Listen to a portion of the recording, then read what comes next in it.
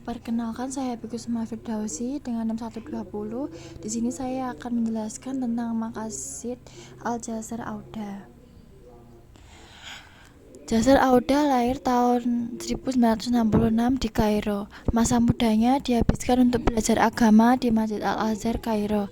Dari tahun 1983 sampai 92, selama di Mesir, Jazar tidak pernah mengenyam pendidikan agama di lembaga formal, seperti Universitas Al-Azhar.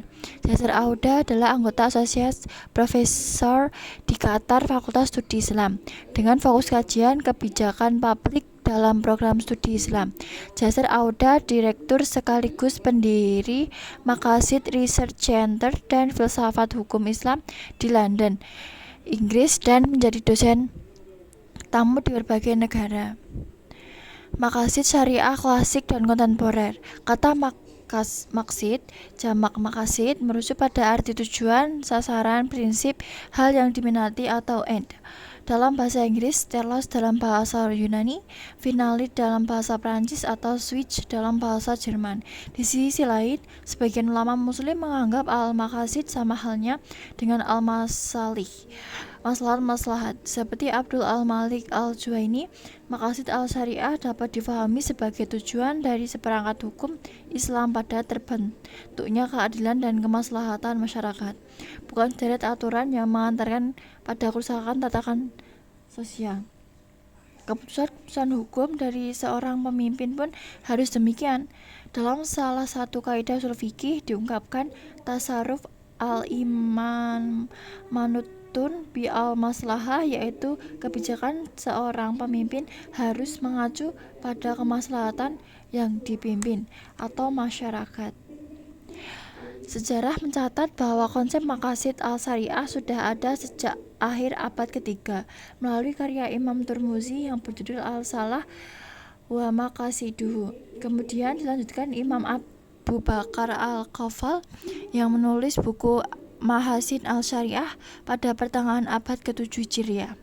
Muncullah sarjana brilian Abu Ishaq al-Shatibi, pakar usul fikih yang beraliran mazhab Maliki, melalui karyanya yang berjudul Al-Muwaffaqat.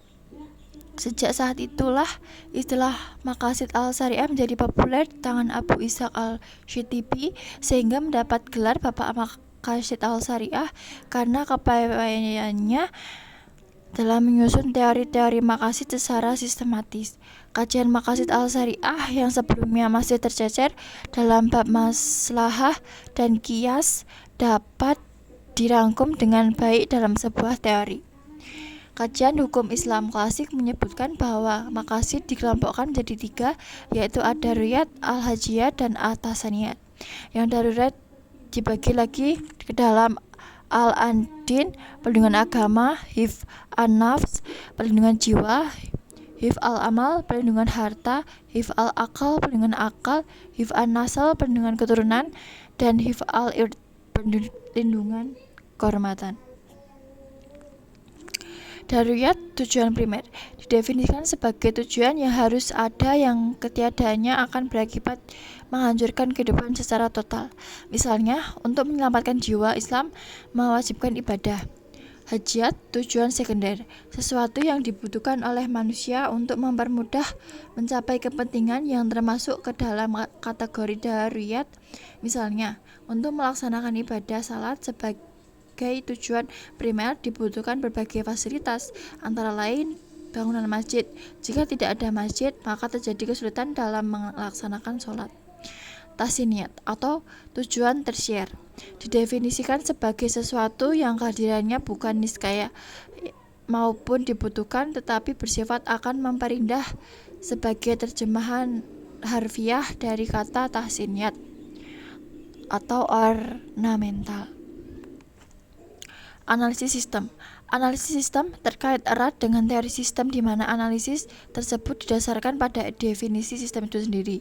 Si analis berasumsi bahwa entitas yang dianalisis adalah sebuah sistem, kemudian mengidentifikasi fitur-fitur entitas itu, sebagaimana sudah didefinisikan dalam teori sistem yang diandalkan di si analisis. Definisi umum sistem adalah serangkaian interaksi unit-unit atau elemen-elemen yang membentuk sebuah keseluruhan terintegrasi yang dirancang untuk melaksanakan beberapa fungsi. Ini istilah sistem berasal dari bahasa Yunani, sistema, yang berarti keseluruhan yang tersusun dari bagian-bagian atau komposisi. Setiap sistem selalu terdiri dari 4 elemen, yaitu 1 objek. Bisa berupa bagian, elemen, atau variabel. Bisa berupa benda fisik, abstrak, atau keduanya. 2 atribut yang menentukan kualitas atau sifat kepemilikan sistem dan objeknya. 3 hubungan internal. Dan keempat, lingkungan yang menjadi tempat sistem berada. Teori sistem mengajukan jalan tengah antara dua pandangan di atas melalui usulan korelasi sebagai watak relasi antara konsepsi manusia atau dalam hal ini sistem dan dunia. Teori dan filsafat sistem muncul pada paruh kedua abad ke-20 Masehi sebagai antitesis bagi filsafat modernis maupun postmodernis. Para teoretikus dan filsuf sistem menolak pandangan reduksionis modernis bahwa seluruh pengalaman manusia dapat dianalisis sebagai sebab akibat. Filsafat sistem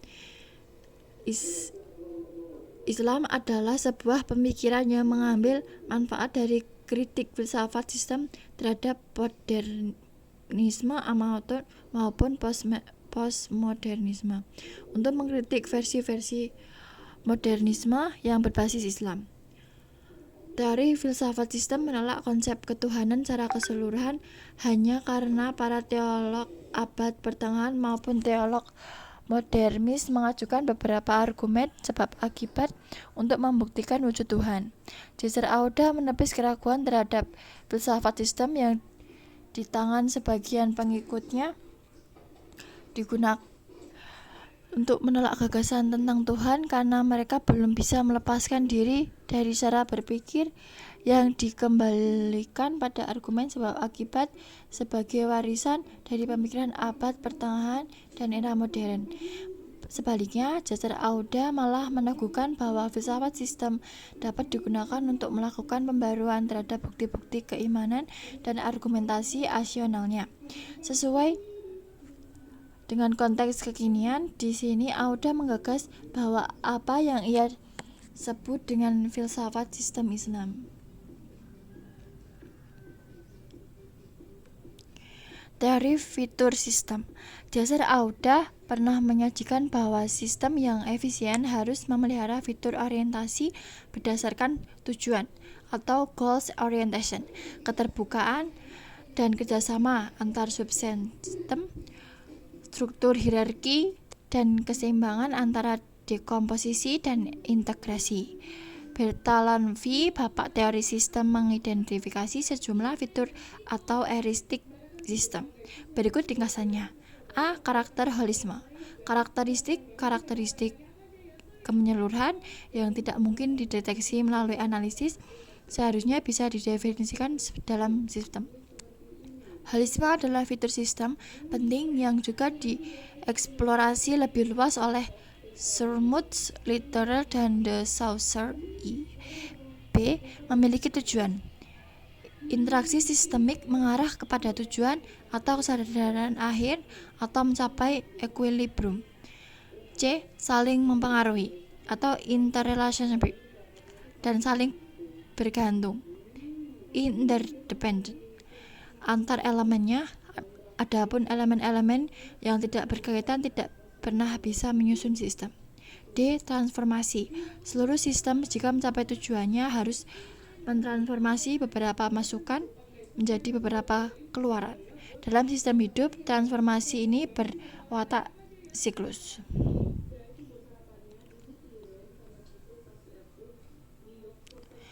Selanjutnya, fitur sistem dalam penerapan usul fikih dalam pemikiran Caesar Auda. Ada 6 fitur sistem yang dioptimalkan Caesar Auda sebagai pisau analisis, yaitu cognitive nature, watak kognisi, wellness, keseluruhan, openness, keterbukaan, interrelate, hierarchy, multidimensionality, dan purposefulness. Cognitive nature, yang dimaksud dengan cognitive nature adalah watak pengetahuan yang membangun sistem hukum Islam. Hukum Islam ditetapkan berdasarkan pengetahuan seseorang faqih terhadap teks-teks yang menjadi sumber rujukan hukum. Harus dibedakan antara syariah, fikih, dan fatwa. Syariah, wahyu yang diturunkan kepada Nabi Muhammad SAW. Syariah inilah yang menjadi risalah dan tujuan wahyu yang harus direalisasikan di tengah kehidupan. Di sini secara sederhana, syariah berarti Al-Quran dan Sunnah Nabi. B. Fikih, koleksi dalam jumlah besar pendapat hukum yang diberikan oleh ahli hukum Islam dari berbagai mazhab berkenaan dengan aplikasi syariah pada berbagai aplikasi kehidupan nyata sepanjang 14 abad terakhir. C. Fatwa, penerapan syariah dan fikih di tengah realitas kehidupan umat Islam saat ini. Wellness, dengan meminjam teori sistem, Jasser Auda menyatakan bahwa setiap hubungan sebab akibat harus dilihat sebagai bagian dari gambaran keseluruhan. Openness, dalam teori sistem dinyatakan bahwa sebuah sistem yang hidup maka ia pasti merupakan sistem yang terbuka. Internet, ciri sistem yang keempat adalah memiliki struktur hierarki di mana sebuah sistem terbangun dan subsistem yang lebih kecil dari bawahnya. Multidimensionalis, sebuah sistem bukanlah sesuatu yang tunggal, tetapi ia terdiri dari beberapa bagian yang saling terkait antara satu dengan yang lainnya.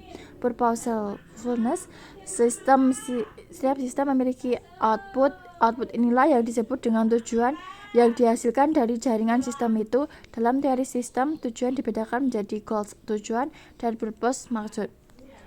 Demikian dari penjelasan saya. Wassalamualaikum warahmatullahi wabarakatuh.